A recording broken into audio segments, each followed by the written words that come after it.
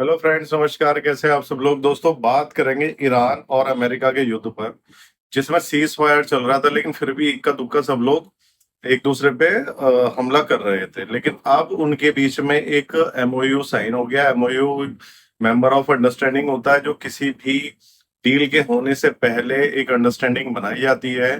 तो वो एमओयू होता है कि मोटी मोटी बातें क्या है। जैसे वो मोटी मोटी बातें उसमें ये है, कैसे स्टेट ऑफ हॉर्मोज दोनों पार्टियां, अमेरिका भी अपना ब्लॉकेट हटाएगी और ईरान भी हटाएगा। और दूसरा कि कैसे यूरेनियम एनरिचमेंट पे वो हैंडओवर किस तरीके से करेंगे, यानी कि उस पे भी चर्चा होनी है। तीसरा, जो सैंक्शन अमाउंट उन्होंने कर रखी है। और चौथा, उन्होंने जो एसेट्स उसकी फ्रीज कर रखी है ईरान की, तो उस पे सारी बात होगी। तो ये मेमोरेंडम ऑफ अंडरस्टैंडिंग पे अभी साइन हुआ है। इसके साथ साथ ही आप ये देखो कि अभी उसमें 30 से 60 दिन का जो समय है, और इसे 30-60 दिन के बीच के अंदर वो डील इन्हें फाइनलाइज भी करनी है, जिससे कि आगे फर्दर युद्ध ना हो। लेकिन मोटा मोटा ये हो गया है कि भाई अब युद्ध नहीं होगा।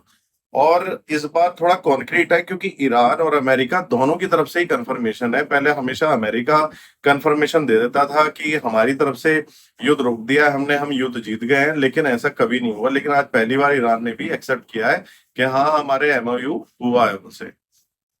अब दोस्तों, जो एमओयू हुआ है उसमें मैंने आपको बता दिया। तो ईरान की जो शर्तें थी, इस 30 से 60 दिन का जो है उसमें स्टेट ऑफ हॉर्मोज को ये खोलेंगे।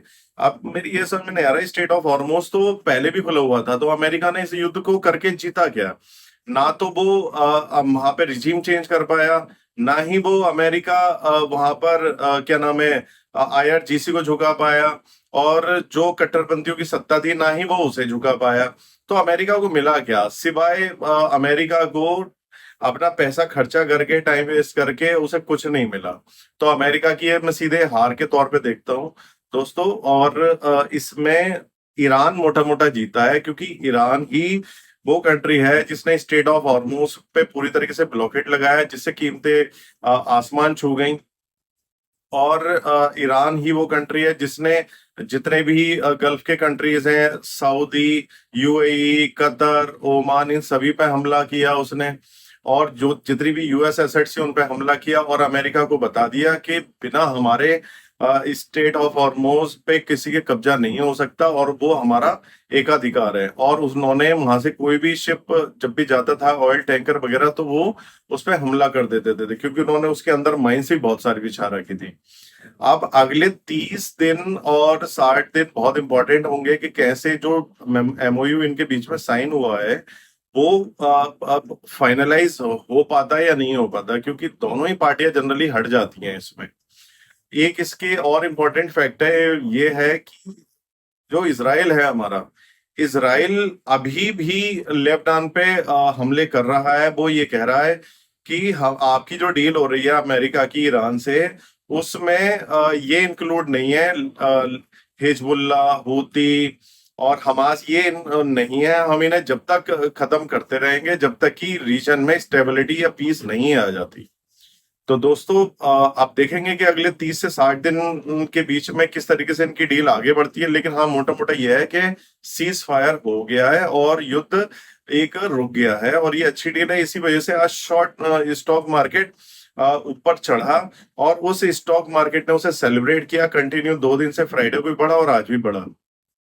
अब फेड की मीटिंग है। अब फेड की जो मीटिंग है, आप उसमें देखेंगे कि अगर उन्होंने जो नए फेड चेयरमैन आए हैं वो किस तरीके से डिसीजन लेते हैं, क्या वो महंगाई कंट्रोल कर पाएंगे, क्या वो रेट का कम करेंगे या रेट को बढ़ाएंगे या रेट को पॉज रखेंगे, तो ये देखने वाली बात होगी। अभी फिलहाल अगर महंगाई उनके काबू में नहीं है तो वो रेट कट नहीं कर सकते। तो रेट को पॉज करना सबसे बढ़िया रहेगा, रेट को बढ़ाना वो गलत हो जाएगा थोड़ा सा। तो अब देखेंगे कि केविन वार्स जो हैं आज फेड के चेयरमैन, वो क्या डिसीजन लेते हैं। दोस्तों, साथ ही साथ अभी आपने देखा होगा कि क्रूड के दाम बहुत तेजी से टूट गए हैं। उम्मीद है कि इंडिया की इकोनॉमी या वर्ल्ड की इकोनॉमी जो सबसे ज्यादा सफर कर रही थी, उन्हें एक स्टेबिलिटी मिलेगी, और उन्हें जो प्राइस है थोड़े से राइट प्राइस मिलेंगे।